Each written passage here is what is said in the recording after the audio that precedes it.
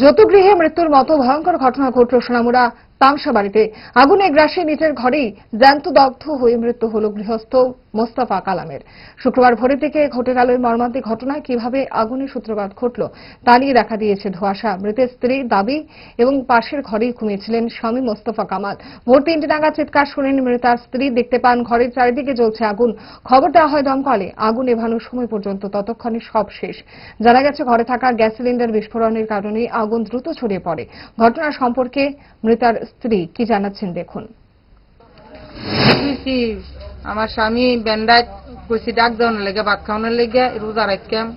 তখন 3টা বাজে আমার স্বামী আমার ডাকতেছে, ডাক্কা কইতাছে আমারে বাঁচাও, আমারে বাঁচাও, আমারে বাঁচাও। দরজা খুলছি, দরজা খুললে সেই ঘরে যাই দেখি চাইরো কিনারে ঘরের আগুন জ্বলতেছে। স্বামীরে বাঁচানোর মতন ক্ষমতা আমরা নাই। তখন ফায়ার সার্ভিসের গাড়িওয়ালারে ফোন করছে, ফোন করে আইসে আউনের পরে দেখে গিতা আগুনটাকে নিবানোর পরে দেখে লাশ মরে গেছে।